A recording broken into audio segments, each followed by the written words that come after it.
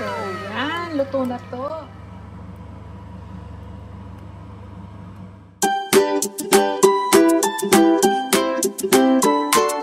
Hello, kabayan! Always think positive! Hello! Good afternoon! Ayan.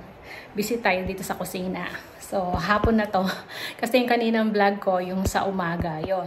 Yung nagluto tayo ng gulay, ginisang gulay, diba? Tsaka yung isda. So, ngayon, dahil craving na talaga ako, kahit hindi kumpleto yung ating sangkap, lulutuin ko na siya. Total, meron na naman tayong, ano dito, ito, ginataang, coconut milk. Tapos, gumawa ako ng bilo-bilo. Ayan. Di ba bumili ako nung isang araw yung glutinous rice flour. So, ayan, gumawa ako. Ayan, no? Pwede na to. Marami-rami. Gusto ko nga maraming bilo-bilo. Tapos, ito, ano yan? 3 pirasong saging lang yan. Natira namin. Tsaka, maliit na kamote. Yun. Tira ko din yun eh. Sira na nga yung kalahati. Ito yung pinagbalatan, oh. May sira na yung kalahati. So, yung kalahati na lang ang kinuha ko. Konti lang nakuha natin. Tapos, meron tayong, gagamit tayo ng, brown sugar. Kasi wala akong white sugar. Meron dito yung wash. Pero ito na lang gamitin natin. Tayo naman ang kakain. Tapos, meron akong niluluto rito.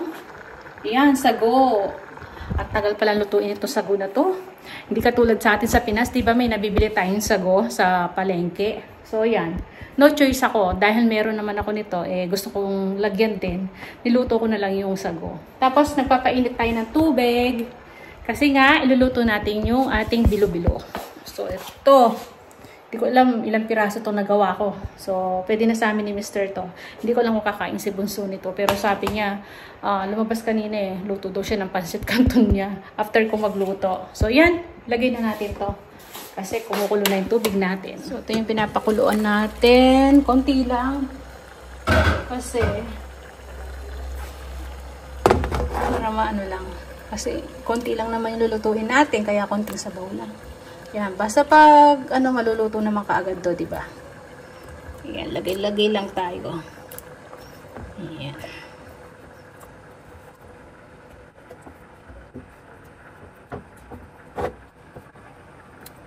So, yan. Hintay lang natin lumutang yan.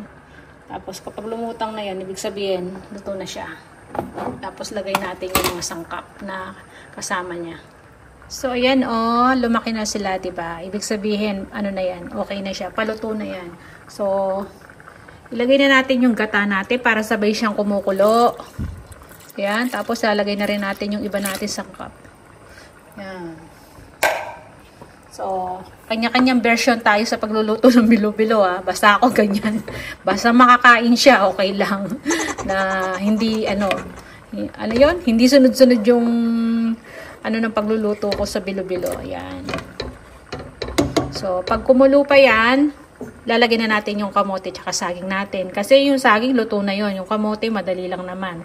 Tapos, itong ating sago. Tapos, sasangkapan natin ng sugar. Yung pampalapot pala, gagamitin ko pampalapot dyan yung glutinous rice din. Para, lumapot ng konti yung sabaw.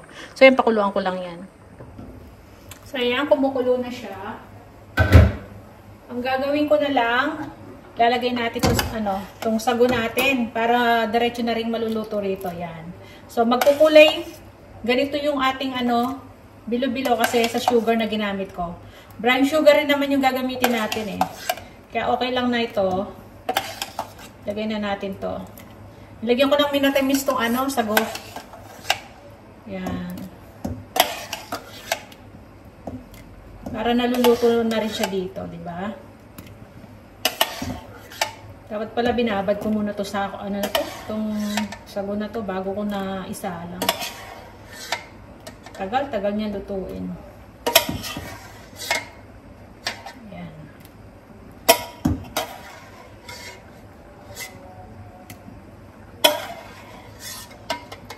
Tapos pakuluan na natin ng pakuluan yung gata natin. Yan. Siguro maglalagay na tayo ng sugar. So, tansyahan na lang sa paglalagay ng sugar. Itikman na lang natin mamaya.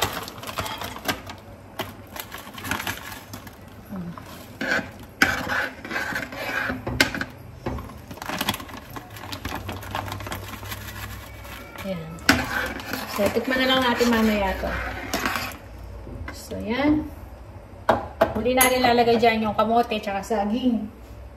So, takpan muna natin. So, kukuha ako dito yung lalagay natin pampalapot. Uy, aapaw.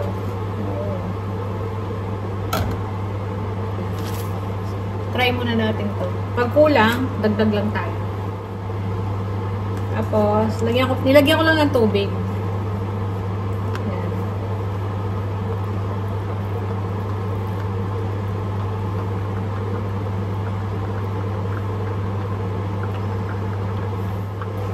So, ito na to. Ready na to. Mamaya ibubuhos natin. So, yan. Kumukulo-kulo na. Lagay na natin yung ating kamote. Kamote tsaka saging. Ano siya, oh. Ito na. Ang ating bilo-bilo. So, kakamain ko na to. Malinis naman yung kamay ko. Yan.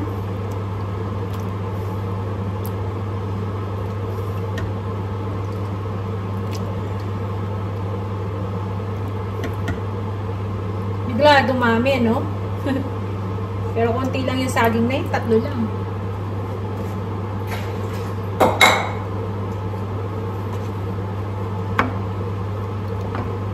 So, madali lang naman butong kamote na to eh.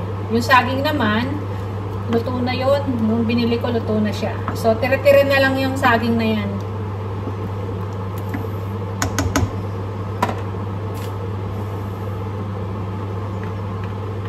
Lagyan natin tong ating glutinized rice flour, pampalapot. Lagyan natin.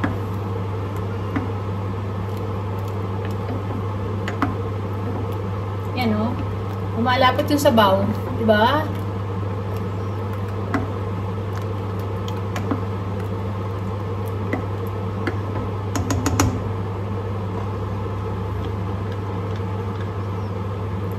Lagyan na natin lahat. Tapos yung sugar, magdadagdag tayo mamaya. Tingnan natin kung ano. Ayan. Umapot na siya.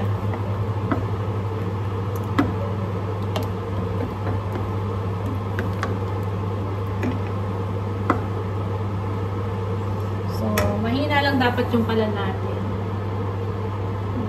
Para hindi lang masunog yung sa ilalim.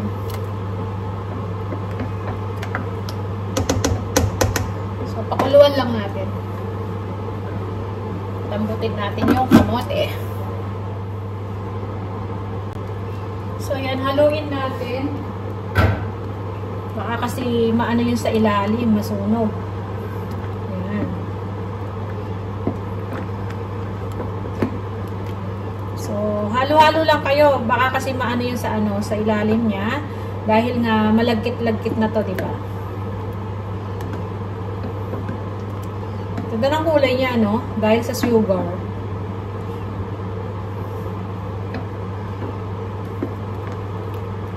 So, tikman natin kung okay na yung tamis. Pero palagay ko parang kulang pa kanina nilagay natin.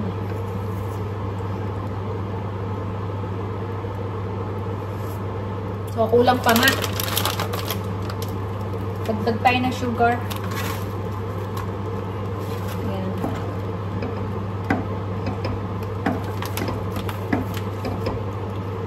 So, nasa nyo na yan kung anong gusto nyo sa sa tamis niya.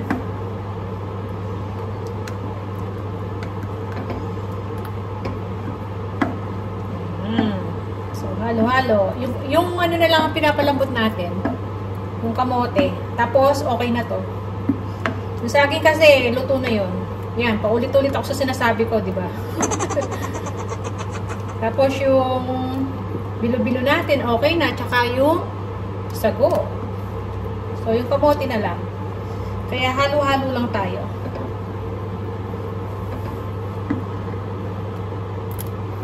Ay, nako. Craving na craving talaga ako ng bilo-bilo. Ginataang bilo-bilo. So, kahit hindi kumpleto yung sangkap, ayan, nagluto na tayo. Kasi, dapat bibili ako ng langka eh. Yung nakalata ba? Kaya lang, di pa tayo pumunta ng Filipino store. Langka, tapos gabi, ano? So, wala. Ito na lang. Ito naman ang meron natin. Pwede na to. Buti may mga tira-tira tayong ano, saging, tsaka kamote. Hindi ko nauubos kasi kaya hinahati-hati ko yun eh. Pero yung bilo-bilo natin, binili natin talaga tong ano, yung glutinous rice flour. Tapos yung sago, binili ko talaga yan. Kasi nga, di ba, sabi ko, bala ko ginataan ng bilo-bilo. Kaya lang, hindi ko na kumpleto yung sangkap. Pero okay na rin. So, yan. So, halo-halo lang kasi baka masunog yung sa ilalim.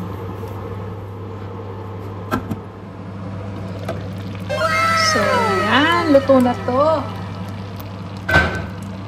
Luto na siya. Ang ganda ng kulay, no? Yan, kaya kailangan talaga hinahalo sa ilalim. Kasi masusunog, dumidikit.